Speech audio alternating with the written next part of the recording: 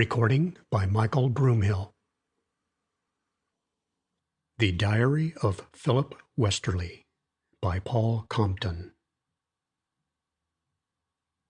It has been 10 years since my uncle, Philip Westerly, disappeared. Many theories have been advanced as to why and how he vanished so strangely and so completely. Many have wondered why a man should vanish and leave nothing behind him but a smashed mirror. But none of these theories or wild imaginings are half so fantastic as the story I gathered from the diary which some whim prompted him to keep. But first, a word about Philip Westerly. He was a wealthy man, and also a cruel, selfish man. His wealth was attributed to this same cruelty and selfishness. He also had many whims. One of them was keeping a diary. Another was his love for mirrors. He was handsome in a cruel sort of way, and almost effeminate in his liking to stand before them and admire himself. This eccentricity was borne out by the fact that covering one whole side of his room was a mirror of gigantic size, the same mirror that is linked with his disappearance. But read the excerpts from the diary of Philip Westerly. August 3rd, afternoon. Billings asked for an extension on that note today, but I saw no reason why I should grant him any such thing. When I told him this, he began cursing me in a frightful manner. He said I was cruel, and that someday I would be called to account for the way I treated people. I laughed outright at this, but at the same time, I felt a vague sense of uneasiness, which even yet I have not dispelled. Night. A remarkable thing has happened. I had gone to my room to dress for dinner, and I was standing before the mirror tying my tie. I had begun the usual procedure that one follows, when I noticed that no such action was recorded in the mirror. True, there was my reflection in the glass, but it followed none of the movements that I made. It was immobile. I extended my hand to touch the reflection and encountered nothing but the polished surface of the mirror. Then I noticed a truly remarkable thing. The reflection in the mirror wore no tie. I stepped back aghast. Was this an illusion? Had my mind and vision been affected by some malady that I was not aware of? Impossible. Then I regarded the reflection with a more careful scrutiny. There were a number of differences between it and myself. For one thing, it wore a stubby growth of beard on its face. I was positive that I had visited the barber that very day, and passed my hand across my chin to verify this. It encountered nothing but smooth skin. The lips of the man in the mirror drooped in a display of gnarled yellow fangs, while my own bared nothing but 2 rows of gleaming, well-cared-for teeth. I was filled simultaneously with a feeling of disgust and fear, and looked for further discrepancies. I found them. The feet and hands were abnormally large, and the clothing of the thing was old, baggy, and covered with filth. I dared not stay longer. I tied the tie as best I could and descended hurriedly to dinner. August 4th, morning.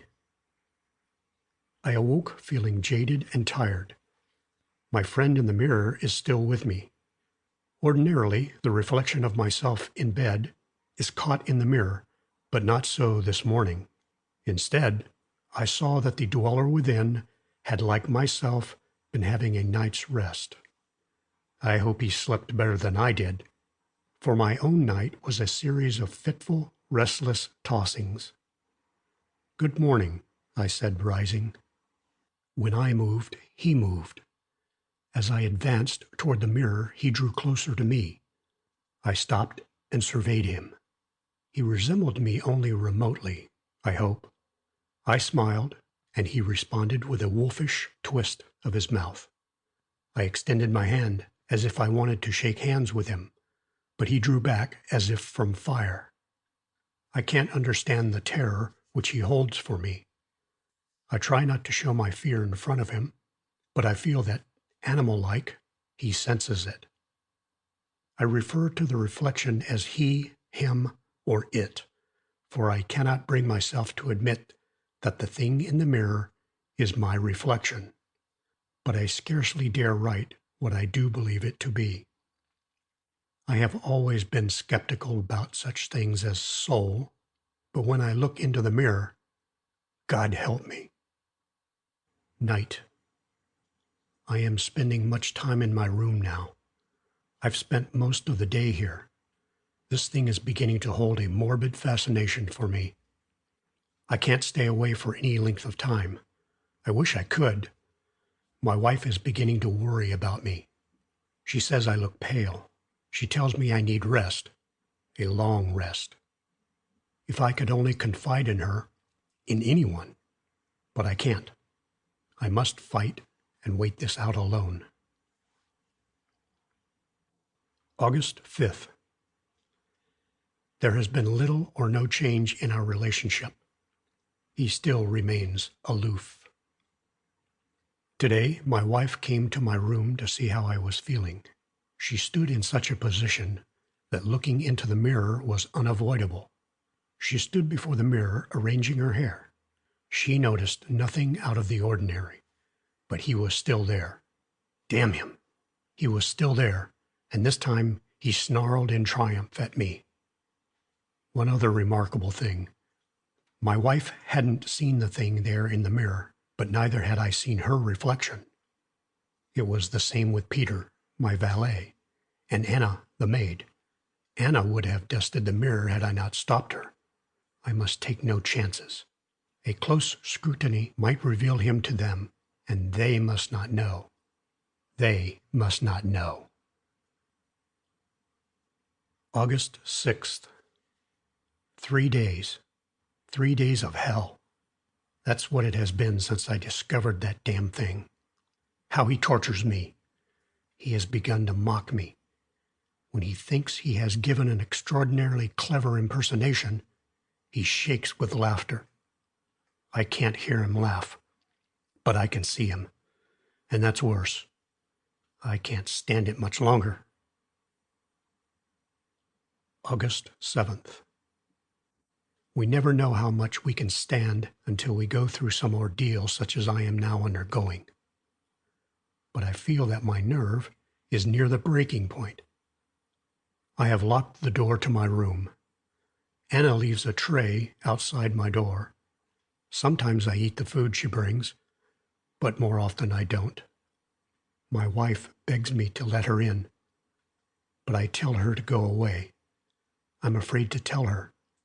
I'm afraid to tell anyone. I know what they do with people who have hallucinations. No, I can't tell. Neither can I leave. God knows why, but I can't. August 8th. It was the day before yesterday that I mentioned his mocking me. Today, I tremble at the thought. He is beginning to resemble me.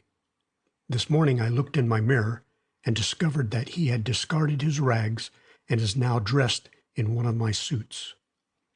I ran to the wardrobe and discovered his clothes hanging where mine had been. I turned and faced him. He laughed and pointed toward my hands and feet. They were bloated beyond recognition. I dare not guess how far this change has gone. I can write no more today. August 9th. The change is complete. He looks more like me than I do myself. He has grown more cruel with the change. He taunts me with my ugliness. Finally, I could stand it no longer. I fled from the room. At last I found the thing I was looking for, a mirror. When I came face to face with what I am now, I nearly collapsed. Yes, he has taken my form. God pity me. I've taken his. I slunk back to the room in horror, back to his laughter, and the hell that is now my existence. God knows what tomorrow will bring. August 10th. 7 days since that devil has been in the mirror. I have prayed to God that it may be the last. It will. I know it will. He, in the mirror, senses it too. I see the look of apprehension in his eyes. Damn him. It's my turn to snarl in triumph now. For when I lay down this pen, for the last time perhaps, I shall leap through the mirror, and he exists only in the mirror. God help me. I am laying down my pen. End of The Diary of Philip Westerly.